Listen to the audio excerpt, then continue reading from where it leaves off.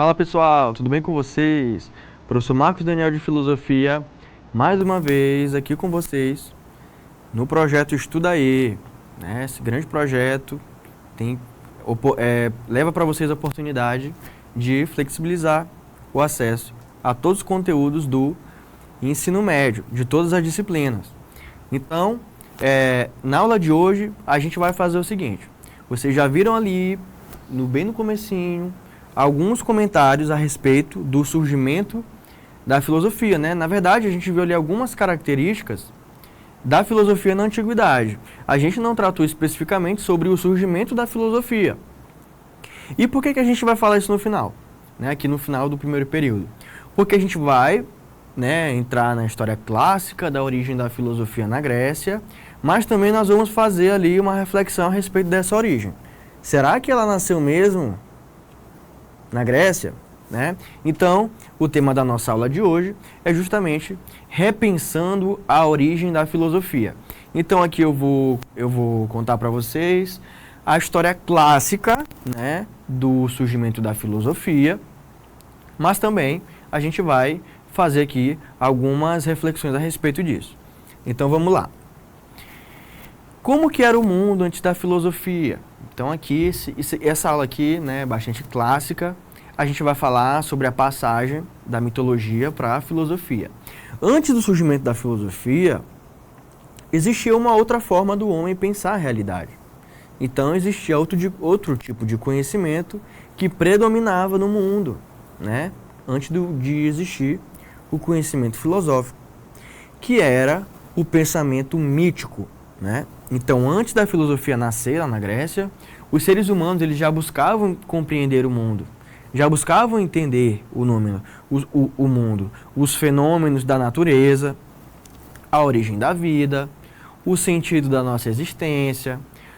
Só que essa compreensão que eles tinham, esses tipos de conhecimento, eles não eram baseados na razão. Eram baseados em quê? Na mitologia. Então, né, a gente chama esse tipo de conhecimento mitológico. E por quê? A explicação, minha gente, para a realidade, para esses fenômenos aí que vocês estão vendo, da natureza, né, para a compreensão do mundo, era uma coisa que vinha a partir da interferência dos deuses na realidade, né? Só que antes disso, vamos lá. O que é o pensamento mítico? O pensamento mítico ele é uma forma de explicar a realidade por meio de histórias sagradas, né? Se tem ali os deuses interferindo na realidade, então são explicações sagradas, narrativas simbólicas e personagens sobrenaturais, como deuses, como grandes heróis, como monstros, né? Então esses mitos, que era a principal forma de conhecimento, eles eram passados oralmente, né? De geração para geração. E ainda não existia ainda o surgimento da escrita. O homem ainda não passava o conhecimento a partir, né, de uma coisa que está ali num papel, né? Mas a partir da oralidade mesmo, tá? Então, o que busca a mitologia? Explicar a origem do mundo, né, a partir, claro, sempre com referencial nesses deuses, justificar os rituais, as tradições, dar sentido à vida, dar sentido à morte. Então lá o homem já preocupava com essa questão da morte. A mitologia, ela era fundamental também para estabelecer os valores da sociedade, os valores morais dessa sociedade. Era fundamental para controlar o comportamento das pessoas, né? Então, continuando aqui. Quais são as principais características do pensamento mítico, do pensamento mitológico? A gente tem aqui, principalmente, o antropomorfismo. O que é isso? São basicamente os deuses, eles têm características humanas, né? Como raiva, como amor, né? Tanto que tinham os deuses que representavam ali, cada um aspecto da realidade. E aí, né, outra característica do pensamento mítico é justamente a autoridade da tradição. O mito ele não é questionado, ele não era questionado, não existia interrogação a respeito dessas histórias. Era aceito como verdade absoluta, né? Transmitido por meio da fala e não da escrita, como eu já comentei com vocês. Então, como é que o mito surgiu? Surgiu exatamente da necessidade humana, necessidade que o ser humano tem de explicar aquilo que é desconhecido, né? Só que com o tempo, a razão começou a substituir a narrativa mítica. Claro, vocês já perceberam que nenhuma era da humanidade passa para uma outra era de um dia para a noite. Sempre existem motivos para que isso aconteça. Existe algum movimento ali para que isso aconteça. Então, os gregos, por exemplo, eles viviam, né, se vocês repararem, a geografia da Grécia, lá é uma área em que ela é muito montanhosa, muitas montanhas. O nosso estado aqui, no caso aqui o nosso país, o Brasil, ele é bastante, né, amplo em comparação com a Grécia, por exemplo. Então aqui a gente tem um solo favorável, por exemplo, para a agricultura. E os gregos não tinham essa possibilidade. Eles tinham que navegar para fazer trocas, né? E aí surgiu a necessidade de sistemas monetários, de criar moeda. Começou a haver muitas trocas culturais. E o homem passa a mudar a sua maneira de compreender a realidade. Vai surgir uma nova forma de pensar, que agora é baseada na lógica, é baseada na argumentação, na observação, e vai começar a ganhar força, né? Justamente o homem passar não mais a usar a mitologia, mas a sua própria razão. E aí surge a filosofia. Tá certo, galera? Então nós temos aí uma transição do mito ao logos, à racionalidade, à razão. O logos, ele vai marcar o início do pensamento filosófico e científico. A explicação passa a se basear na razão e na observação lógica. Então vamos lá. Se antes os homens eles sempre tiveram essa preocupação de conhecer o que era desconhecido. E a explicação para os fenômenos da realidade era que os deuses interferiam nela. Então nós tínhamos deuses para várias coisas. Por exemplo, se o mar estava agitado, nós tínhamos deuses que ali estavam intervindo nisso, que cuidavam disso. Se caíam raios, se estava chovendo, se o deus do sol, né? Então, essa era a explicação para a realidade. E o homem, o ser humano, ele passa a querer se basear na observação. Então, ele passa a explicar, né, a realidade não mais a partir de uma coisa que está vindo de fora do mundo, como os deuses interferindo. Eles querem explicar agora a realidade em uma coisa que está agora dentro do próprio mundo. Agora, né, e para isso não tem uma influência externa, né? Eles vão buscar agora uma coisa chamada arqué, o princípio de tudo. E eles vão investigar isso na natureza física do mundo, né? E o ser humano. Então, observem, a gente tem uma passagem do mito para a filosofia na medida em que o homem passa a explicar a realidade, não mais de fora do mundo, mas a partir agora da natureza, do mundo, da natureza física, ok? Essa é a transição da mitologia para a filosofia. E aí, né, eu já citei aqui para vocês que nós temos vários fatores que vão contribuir para isso. Eu citei a expansão comercial, o contato com outras culturas, a troca de culturas, né? A troca de conhecimentos. A gente vai ter o desenvolvimento das cidades-estados, ou seja, das polis gregas, né? Então, a gente vai ter também o surgimento da democracia, o homem questionando também as suas formas de governo, de poder. A gente vai passar a ter uma certa liberdade de pensamento em algumas regiões ali da Grécia. E principalmente agora o conhecimento, né, ele não era mais passado a partir da oralidade, de geração para geração, né, ali confiando apenas na memória. Agora, né, a gente tem a escrita, o surgimento da escrita. Existe até aquela pergunta, qual é a maior descoberta da humanidade? O fogo ou a escrita, né?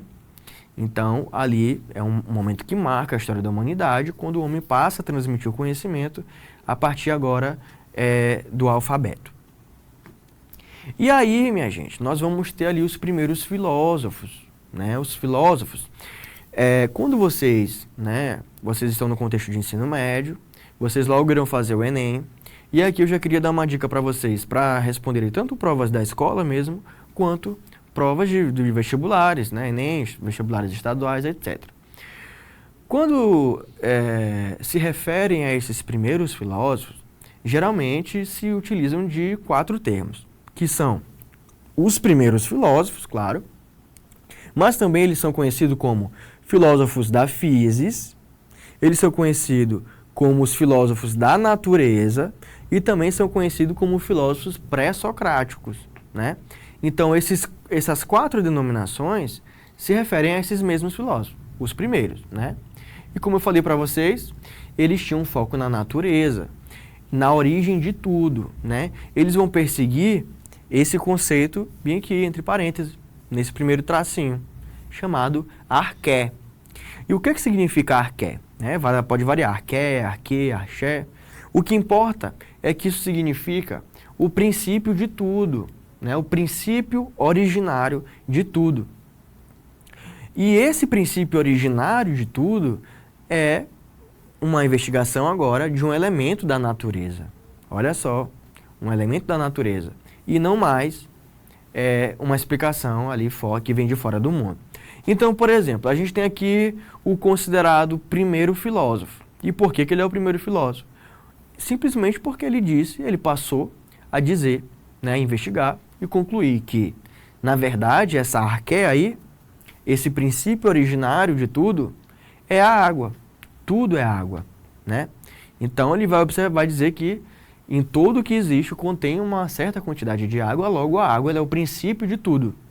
E aí o homem está passando a pensar de maneira racional, na medida em que ele persegue esse princípio, né, indicando que ele é um elemento da natureza física. Mas aí eles não se limitam apenas ao aspecto físico mais para frente, né? A gente vai ter filósofos como Anaximandro, que vai dizer que a arqué, ela é o apeiron, ilimitado, né? Ela não pode ser definida, ela é ilimitada. A gente vai ter outro filósofo que vai dizer que, na verdade, tudo é A. E assim por diante. Nós vamos ter vários filósofos da antiguidade que vão atribuir ao princípio de tudo um elemento da natureza, ok? Além disso, nós temos, né, o Heráclito, que vai dizer ali, vai ser atribuída aquela frase de que a gente nunca entra 2 vezes no mesmo rio. Vocês já ouviram essa frase? Por quê? Porque quando a gente retorna ao rio, o rio não é mais o mesmo, nem nós somos os mesmos. Com isso, ele quer dizer o seguinte: a arqué, a verdadeira realidade, ela é a transformação, porque tudo flui, o tempo inteiro, o tempo todo, tudo flui. Tudo muda o tempo todo. Só tem uma coisa que não muda. O que? É a própria mudança. Ela é constante, né? Como se fosse um motor. O Parmênides, por outro lado, vai dizer que o contrário do Heráclito. Ele vai dizer que a verdadeira realidade, ela não se move, ela é estática, a partir de uma seguinte frase: que o ser, ele é, e o não ser, ele não é. E o ser nem pode deixar de ser. Então ele nega qualquer tipo de transformação. A essência, o ser, a arqué, é na verdade imóvel. O Pitágoras, por outro lado, vai dizer ali que a arqué seria o número. Tudo é número, tudo pode ser medido, etc. Continuando. Então, os pré-socráticos ali, eles são considerados os primeiros filósofos justamente porque eles passaram a investigar as causas naturais das coisas. Aí, minha gente, a gente chega num ponto em que a gente vai ter que repensar essa origem da filosofia. Será que ela surgiu mesmo na Grécia? Né? Por que o conhecimento grego é chamado de filosófico e um conhecimento no qual os próprios gregos se apoiavam não são considerados como filosofia? Aí a gente tem uma explicação, justamente essa visão tradicional eurocêntrica da filosofia, né? Como a Europa como centro ali. E essa visão eurocêntrica, ela é aquela que privilegia o pensamento filosófico europeu como centro e origem legítima da filosofia. Então, qualquer coisa que foi feita ali fora da Grécia não era considerado filosofia, né? Essa é uma característica fundamental desse eurocentrismo. Essa perspectiva, ela tende a considerar a filosofia como uma criação exclusiva lá do pessoal do Ocidente, que é iniciada lá na Grécia Antiga, né, pelos pensadores clássicos pré-socráticos. E essa visão eurocêntrica, ela desvaloriza, ela ignora todas as contribuições filosóficas de outras culturas, da qual os gregos também se baseavam, como as filosofias africanas, as filosofias asiáticas, indígenas, ali do Oriente Médio, árabes, né? E outras, né? Aí, né, a gente tem ali o Egito, a África, como centro dos saberes, né? O Egito, ele vai se destacar por vários avanços em diversas áreas, como a matemática, como a medicina. Tudo isso já era investigado, tudo isso já era de conhecimento, né, dos egípcios. Eles tinham muito conhecimento, faziam muita investigação a respeito da astronomia, né, a respeito da arquitetura, da ética também. Eles tinham uma grande espiritualidade. Então, por exemplo, lá na antiguidade, os próprios gregos já diziam que aquelas grandes construções ali no Egito eles não conseguiam nem mensurar a antiguidade daquilo, né? Se hoje a gente acha que era antigo, os gregos lá na antiguidade, antes de Cristo, já sabiam que aquilo era extremamente antigo também. Então eles tinham um grande saber, conhecimento, né, de arquitetura também. O Pitágoras, ele é um filósofo que vai ser muito influenciado por esses conhecimentos egípcios, porque ele passou mais ou menos 20 anos lá no Egito, né? Ele estudou lá matemática, estudou astronomia, estudou medicina, estudou misticismo e, né, ele vai ser considerado um filósofo, mas ele tem a base do seu conhecimento lá no Egito. E por que aquilo não é considerado como filosofia? Por que a origem da filosofia é a partir dos gregos, né? Essa é a visão eurocêntrica da filosofia, da origem da filosofia. Então, muitas ideias que fundamentaram a escola pitagórica, por exemplo, como a harmonia dos números, a transmigração da alma, isso tudo vai ter uma influência, vai ter um paralelo ali com as doutrinas egípcias. Por exemplo, o famoso Teorema de Pitágoras. Isso já era conhecido na prática pelos egípcios. Isso já era aplicado nas suas construções, né? O Pitágoras, ele fez ali a teoria de um tipo de conhecimento que já existia, né? E por que ele é considerado ali como um dos primeiros filósofos, né? Essa interrogação aí. Continuando. O próprio Tales de Mileto, considerado o primeiro filósofo, ele vai ter influência egípcia na cosmologia dele, né? Então, quando ele diz que tudo é água, isso, né, pode ter sido influenciado por algumas compreensões lá do Egito sobre a origem da vida, a partir do Rio Nilo, né, como ali o Rio Nilo, ele era uma fonte essencial da vida. E o Tales de Mileto também teve bastante influência egípcia, né? Então, ali, ele também teve as suas raízes da sua filosofia, da sua construção, da sua cosmologia, lá no Egito. Aí, pessoal, a gente tem aqui um conceito de Maá ou Maat, né? Que é um conceito também considerado filosófico, ali pelos egípcios. Esse é um dos pilares da civilização do Egito, e vai muito além de uma simples noção de ordem. Maat, representa um princípio cósmico, ético e fundamental que integra verdade, justiça, equilíbrio, ordem e retidão. Ela era tanto uma deusa quanto um ideal a ser seguido, presente em todos os aspectos da vida egípcia, do governo e das leis cotidianas e espiritual. Então, pessoal, vocês percebem que eles já tinham ali as suas fundamentações teóricas, as suas fundamentações místicas, as suas fundamentações tanto para o governo, para as leis, para as suas condutas, né, sociais. Então, a filosofia, ela inicia-se muito antes ali do seu surgimento na Grécia Antiga. Ok, pessoal? Galera, por hoje é só. Até a próxima aula. Vejo vocês lá, onde iremos resolver algumas questões de filosofia, preparar vocês para as provas, né, e também para o vestibular. Então, aquele abraço e até mais.